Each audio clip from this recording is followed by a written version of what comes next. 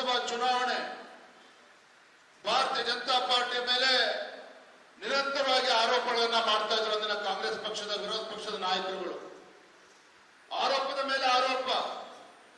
ಭಾರತೀಯ ಜನತಾ ಪಾರ್ಟಿ ವಿರುದ್ಧ 40% ಭ್ರಷ್ಟಾಚಾರದ ಆರೋಪಗಳನ್ನು ಕೂಡ ಇಂದಿನ ಬಿಜೆಪಿ ಸರ್ಕಾರದ ಮೇಲೆ ಮಾಡಿದ್ರು. ಆ ಆರೋಪಗಳನ್ನ ಮಾಡಿದ್ರು. ಮತ್ತೊಂದು ಕಡೆ ಗ್ಯಾರಂಟಿಗಳ ಬಗ್ಗೆ ಜನರಿಗೆ ಕಣ್ಣಿಗೆ ಮಂಡಿರ್ತಕ್ಕಂಥ ಕೆಲಸ ಮಾಡಿದ್ರು. ಆದ್ರೆ ತಮಗೆ ಗೊತ್ತಿರಲಿ, ಈ ಸರ್ಕಾರ ಬಂದು ರಾಜ್ಯದಲ್ಲಿ ಕಾಂಗ್ರೆಸ್ ಸರ್ಕಾರ ಬಂದು 7 ತಿಂಗಳಾಗಿದೆ.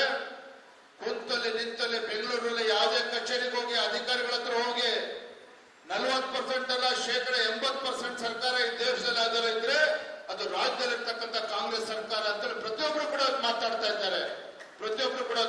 ಇದ್ದಾರೆ. ಅಷ್ಟೇ ಅಲ್ಲ, ಈ ಸರ್ಕಾರ ಬಂದು 7 ತಿಂಗಳಾಗಿದೆ. ಇವತ್ತಿರುವ ರಾಜ್ಯದಲ್ಲಿ ಯಾವುದೇ ಒಬ್ಬ ಶಾಸಕನಿಗೆ 1 ರೂಪಾಯಿ ಅನುದಾನವನ್ನು ಕೊಡದೇ ಇರ್ತಕ್ಕಂಥ ಕಾಂಗ್ರೆಸ್ ಸರ್ಕಾರ.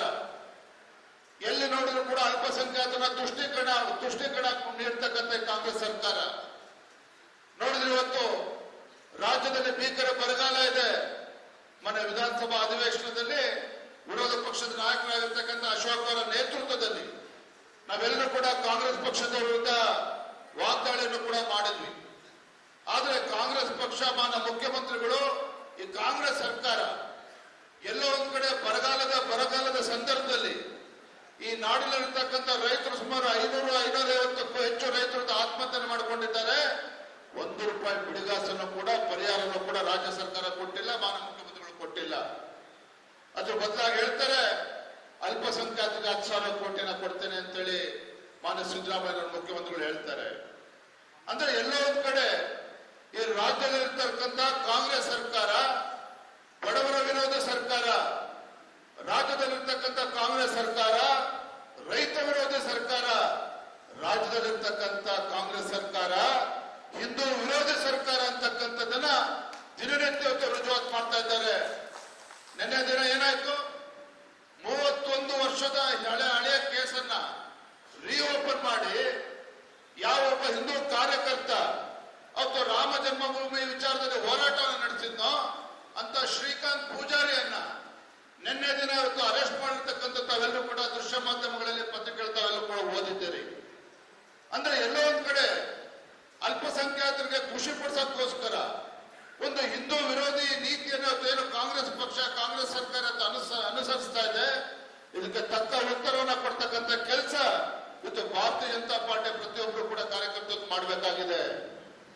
ಇವತ್ತು ಸಿದ್ದರಾಮಯ್ಯ ಹೇಳ್ತಾರೆ, ಇವತ್ತು ಏನು ಕಾನೂನಾಗಲಿ ರಾಜ್ಯದಲ್ಲಿ ಕಾನೂನು ಇಲ್ವಾಗಾದ್ರೆ ತಪ್ಪಿತಸ್ಥರನ್ನ ಇವತ್ತು ಅರೆಸ್ಟ್ ಮಾಡಬಾರ್ದು ಅನ್ನೋ ಮಾತನ್ನ ಪರಮೇಶ್ವರ್ ಅವರು ಕೂಡ ಹೇಳ್ತಾರೆ, ಮುಖ್ಯಮಂತ್ರಿಗಳು ಕೂಡ ಹೇಳ್ತಾರೆ. ಎಲ್ಲೋ ಒಂದ್ ಕಡೆ ಲೋಕಸಭಾ ಚುನಾವಣೆ ಸಂದರ್ಭದಲ್ಲಿ ಹಿಂದೂ ಕಾರ್ಯಕರ್ತರನ್ನ, ಭಾರತೀಯ ಜನತಾ ಪಾರ್ಟಿಯ ಕಾರ್ಯಕರ್ತರನ್ನ ಬೆದರಿಸ್ತಕ್ಕಂಥ ಕೆಲಸ ಸಿದ್ದರಾಮಯ್ಯ ಸರ್ಕಾರ, ಕಾಂಗ್ರೆಸ್ ಸರ್ಕಾರ ಮಾಡ್ತಾ ಇದೆ.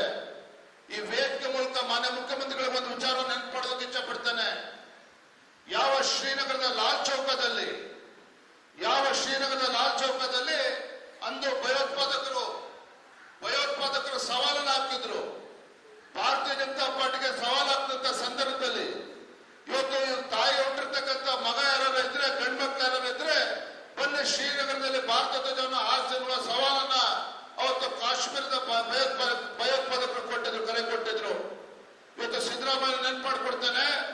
ಇವತ್ತು ಕರ್ನಾಟಕದಿಂದ ಸನ್ಮಾನ್ಯ ಯಡಿಯೂರಪ್ಪನವರು, ಅನಂತಕುಮಾರ್ ಅವರು, ರಾಮಚಂದ್ರೇಗೌಡರು, ಅನೇಕ ಹಿರಿಯರು ಇಡೀ ರಾಜ್ಯದಿಂದ ಇಡೀ ದೇಶದಿಂದ ಎಲ್ಲ ಮುರಳಿ ಮನೋಹರ್ ಜೋಶಿ ಅವರ ನೇತೃತ್ವದಲ್ಲಿ ಯಾವ ಭಯೋತ್ಪಾದಕರ ಕರೆಗೆ ಶ್ರೀನಗರಕ್ಕೆ ಹೋಗಿ